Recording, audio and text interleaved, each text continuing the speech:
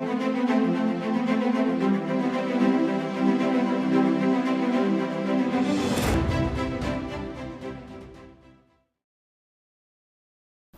Tunji Asaolu, the Secretary General, United World Congress of Diplomats, joins us to look at these elections. Prof, I'd like to say thank you very much for finding time to always be with us anytime we call on you on this program. Thank you very much, and thank you for inviting me. I'm also happy to be here. All right, so let's go straight to the business. Cote d'Ivoire just held a presidential election. What is your perspective on the process and outcome? Yeah, I think first of all, let me join the African and African Union as a whole to congratulate the Cote d'Ivoire as a whole for this time around having a successful elections, and despite the fact of whatever we think that characterized the elections, but I think the bottom line is that after their elections and the winners have been declared, and according to the joint observer missions to Cote d'Ivoire, ECOWAS and the African Union, I think their reports also well understood that the election is credible, and they have done their job, and everything is went smoothly. So having gone this way, I think for some of us, it's just for us to stand on what the African Union have said, for me to also join them to congratulate the winner of that election. Okay, so now with the outcome where incumbent president secured a fourth term in office, how does this rub off the democracy in the sub-region? If we have to look at it and that perspective, for the fact that the African unions have actually, congratulated them, and they are also part of the process, and with their own reports, the election was actually to them was credible and fair on them. If not, there'll be a lot of things for people like us that have to stay, because we know that there is a policy, which is African Union policies on the democracies, elections, and human rights, which is a guiding policy that are actually, guiding all the members of the African Unions together. So if there is any of this policy being violated, and I'm sure that the African Union will not go that way, to also congratulate them. And let me also emphasize on this, that every member state of the African Union is a sovereign state, that in a way they also have their own right in terms of the internal governance, democracies on how is being done. So as far as their constitution permits it, I'm sure that there is nothing we can say about it. But if we are talking about the moral speaking, 4 times is very huge, considering even the age bracket. Common sense will have said that we'll have also step aside even for the younger one. But as long as the constitution of the land actually permits it, there is nothing that we can say. So what we have to say is for us to also set an agenda for them to make sure that the citizen is actually being carried along and enjoying what is the democracy is all about in that country.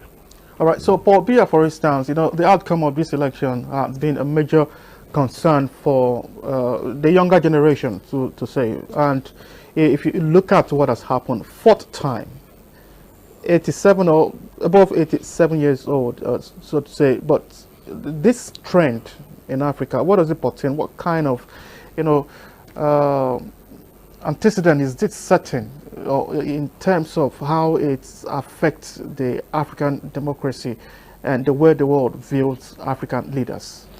I think what we have to say is his age is 83 years old. She came to power since year 2011. Yeah, 83. And so, by the way, I think he spent like 14 to 15 years, because each time of that election is 5 years. Now he spent it 3rd time. He has spent it like 3 consecutive times, which is by the end of this current tenure, by the time he moved to the first tenure, he must have spent 15 years in that power. Then at the end of the fourth tenure, it will be going to 20 years. What I can see in this regard is not encouraging inclusivity. When we are talking about the African Union Agenda 2063 framework, is also defining the Africa we want, or what we want to see at the end of that 2063. If we have an agenda, we set some certain parameter for ourselves for what we want to see on or before the year 2033. I don't think the Qatar, the president, the equivalent power of the president of Côte d'Ivoire is actually, walking that part, because to me, the agenda 2063 supposed to be the people who supposed to actually be encouraging, mentoring those that we think that can take the ownership of the continent later in the future. And the future we are talking about is around the corner, because where we want to also define even the agenda 2063 down the line, we have spent almost 30 years in it. So in a way, we have almost even 37 years to go. So if someone is still on power in another 5 years, if you now remove that 5 years from 37, we are talking about is 32 years. So it's supposed to have also be grooming someone that can also take even the ownership of the continent in the future. So if those things are not there, as it is, the youth are disconnected and not be carrying along. So I think what I will also encourage is for of our leaders, starting from him, to be an example of the Africa that we want to see even on all the year 2063.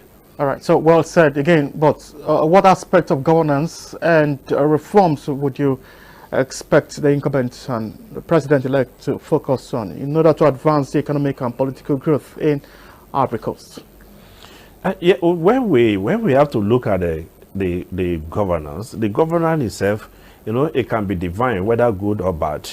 So the governance is an holistic of including good and bad. Just the way we also talk about the development. The development is not necessarily being defined as something that is going forward, except if we are moving forward, you can actually develop backwardness. So to me, what we are seeing in the Côte d'Ivoire, if you want to, make it to be a good governance, a governance that is moving forward, then I think you have, number one, you need to set an agenda, and that agenda should be inclusivity, youth involvement, mentorship, and let it get to a level that, yes, it can give the way even to a younger one. That the aspiration number 4 of the agenda 2063 talk about a peaceful and secure Africa. Côte d'Ivoire is part of the Africa. If there is a crisis in Côte d'Ivoire, it means that Africa is experiencing instability. So I will also ask him to also prioritize security, because if the people you are governors are not happy, and they are also bound to, the crisis and what have you and all that. So let it take the peace and security as part of the priority and agenda. We know what have been characterizing the Côte d'Ivoire, even as far back as the military rules, even with the former president, that Laurent Gbagbo.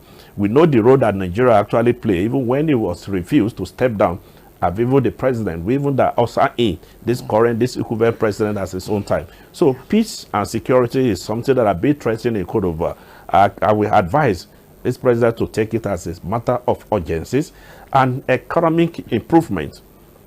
I don't think if we are to the index, poverty index in Côte d'Ivoire is also very low, very high. So, and I think the president will also take it as a matter of urgent priority to see how they can also improve the economic development of Côte d'Ivoire. We just had a summit now, which we call Pan-African Economic and Investment Summit. And I think most of the decision that has been taken, even the outcome of this summit, can also be recommended that even the Côte d'Ivoire people to see how they can even implement those things further. So collaboration and partnership is also key. How they can make the Côte d'Ivoire to be viable for an investor to also invest in those things. I think with what I just said, peace and security, without it, there's no any investor that can come to any land to come and also invest. So the president will take it as a matter of priority and urgency. Yeah, peace and security is very, very important. And also, carrying along the opposition leaders to ensure that this administration right now is is smooth, it takes up smoothly. Thank you so much, Dr. Tunji Saolu, for your time on Africa Weekly and sharing your thoughts there on this matter. Thank you so much for your time. Thank you once again for having me. All right. And up next is our tidbit segment. Stay with us.